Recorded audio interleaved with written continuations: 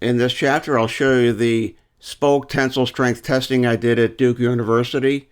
You'll see some data and graphical results, elastic and plastic deformation, Poisson's ratio, a word problem illustration, some illustration using graphics, and a nice film clip.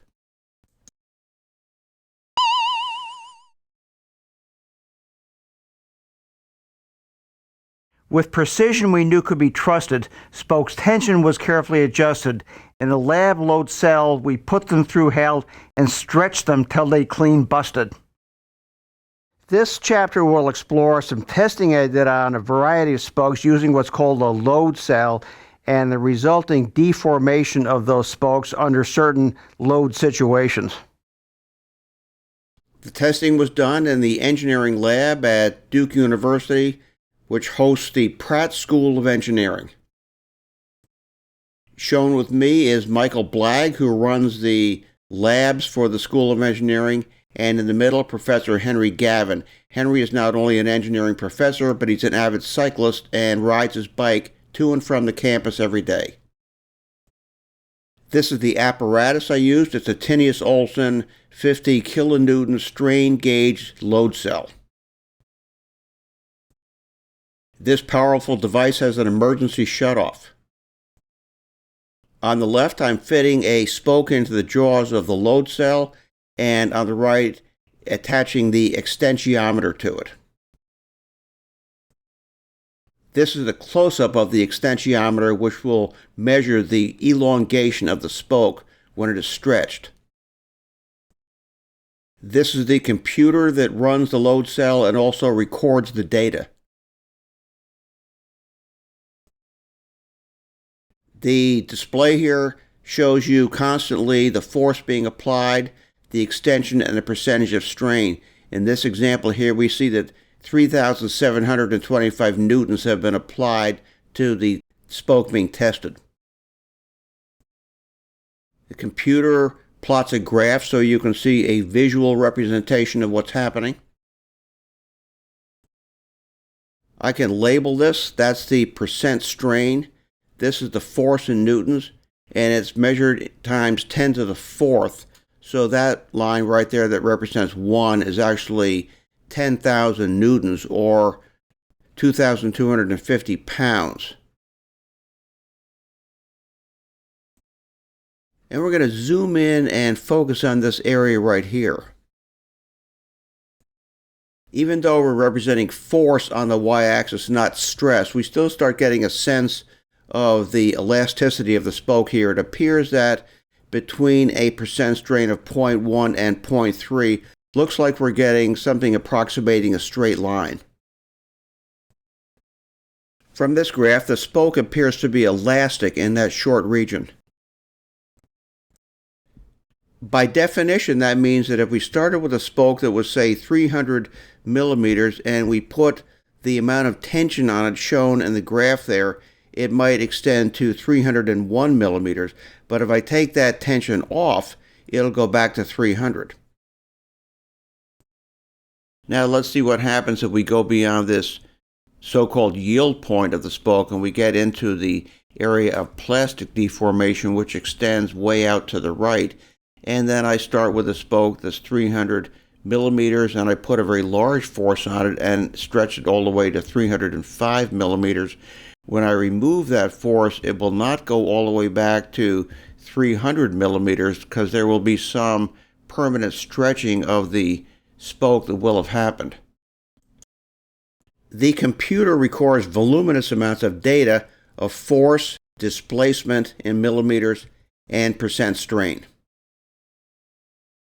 431 readings later, just before the spoke finally breaks, we see that the force on it has gotten to 3,810 newtons, which is about 858 pounds. And if we focus on the final seconds in the life of the spoke before it finally breaks, we see that right here we have a series of readings of 3928, edges up to 3930, edges up a little farther to 3932, but here we see that actually the tension starts going down as measured because the metal inside the spoke is disintegrating. Now let me emphasize what this is really telling us. If I take a spoke out of that wheel right there, and I somehow suspend the spoke from the ceiling, attach it to the ceiling, then I could hang a barbell on it of over 800 pounds and the spoke would not break. To be sure, the spoke would have gone way, way out of its elastic region, but it would still valiantly be trying to hold on. This graph we've been looking at has been of a stainless steel spoke. This is an aluminum spoke, and you can see that the change from the elastic to the plastic region is more clearly defined. It's elastic here in this straight section. Here it is partially elastic, partially plastic, and out here it's all plastic.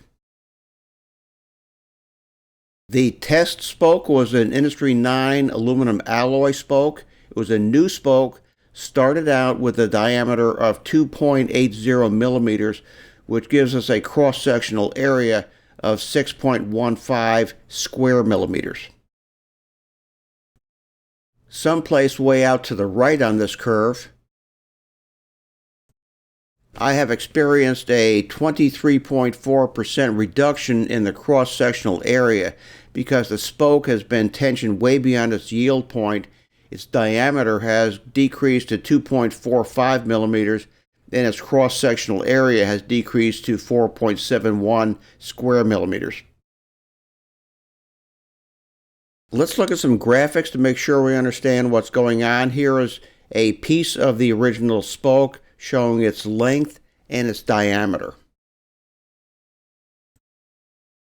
As I add tension to the spoke, its length increases, its diameter decreases, and it starts looking more like this. If I compare the percentage of increase in the length, which is the axial strain, to the percentage reduction in the diameter, which is the transverse strain, then I get Poisson's ratio, which is that expression, transverse strain divided by axial strain.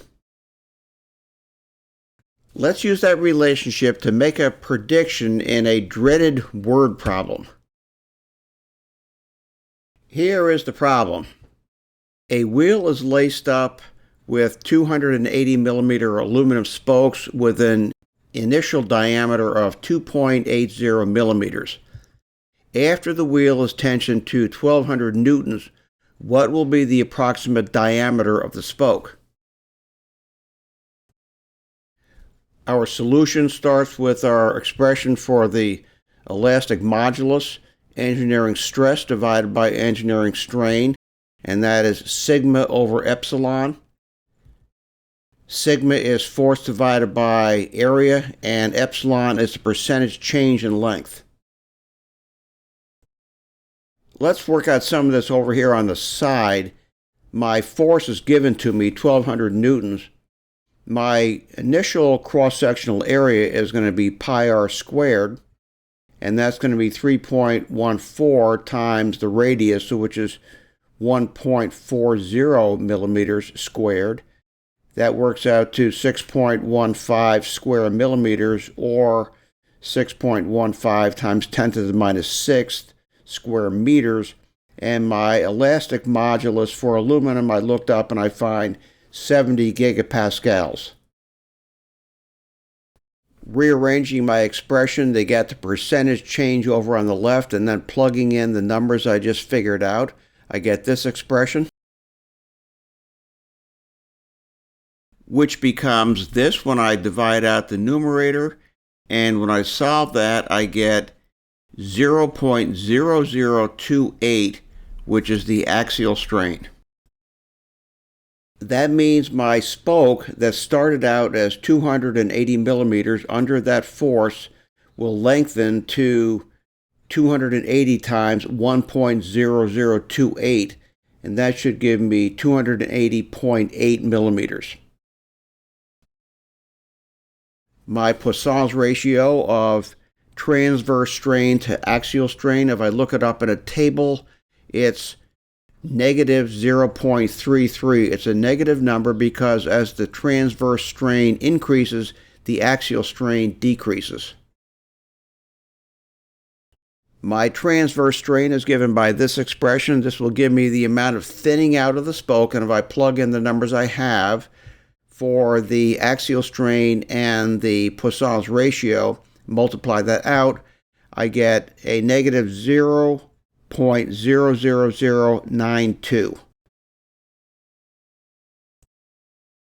If my initial diameter of the spoke was 2.800 millimeters, then the new diameter is going to be 2.800 minus 2.800 times 0.00092, and that is equal to 2.800 minus 0.0026 millimeters, and that gives me a D1, a new diameter of 2.797 millimeters.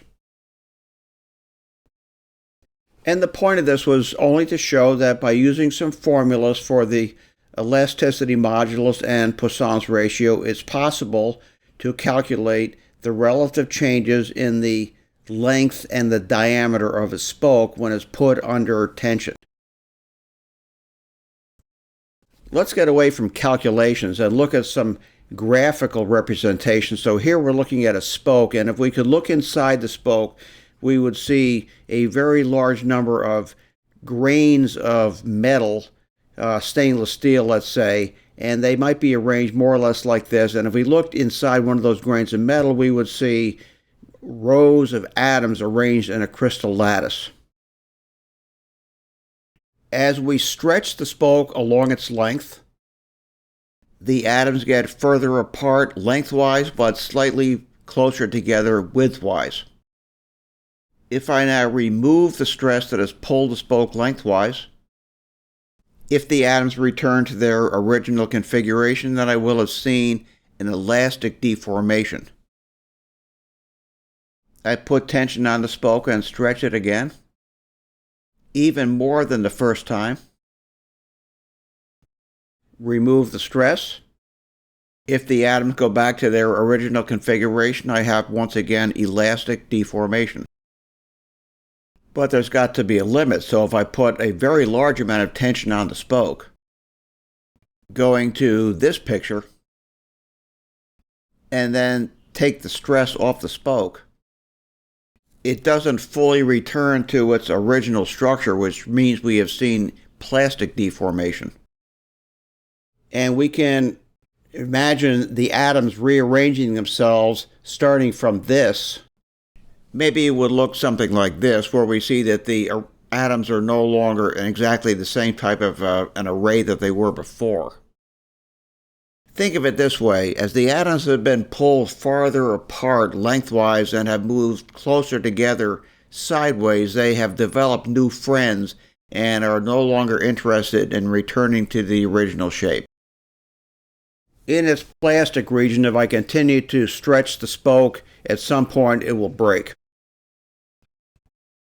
This is a picture of a couple of bolts that were used by students in the engineering course at Duke, and these were regular hardware store kinds of bolts, but under the enormous stress put on these by that 50,000 Newton Tenius-Olson load cell, even these can be stretched to the point of breaking. Notice how it tapers down at the point of fracture.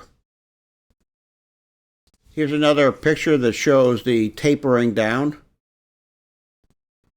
These are the two ends of one of the spokes that I used, and you can see how those taper down immediately before breaking. This thinning process is also known as necking down, and it is characteristic of the failure mode of ductile materials. And this is a Supeme CX-ray oval spoke, and it also tapered down before breaking. In the next few slides, you'll see some short movies, and what you'll see is this. If this line here represents the starting point of the movable jaw, as the spoke is stretched, you'll see the jaw move upward with added tension, and you'll see a little gap develop.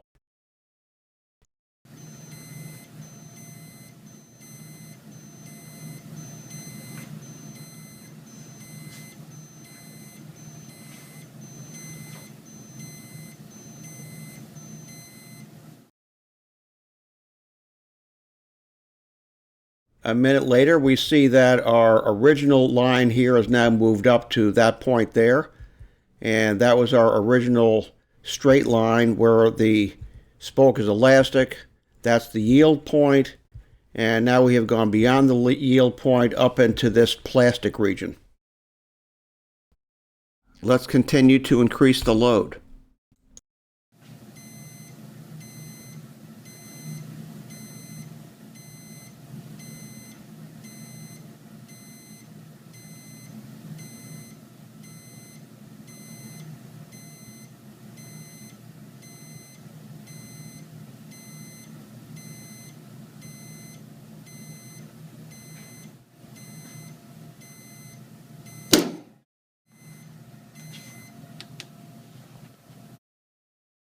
An example of the kind of data we can glean from these tests would be if I average 3 tests done on Supreme race spokes, which are stainless steel and double butted, with dimensions of 2 millimeters on the ends and 1.8 millimeters in diameter in the middle section.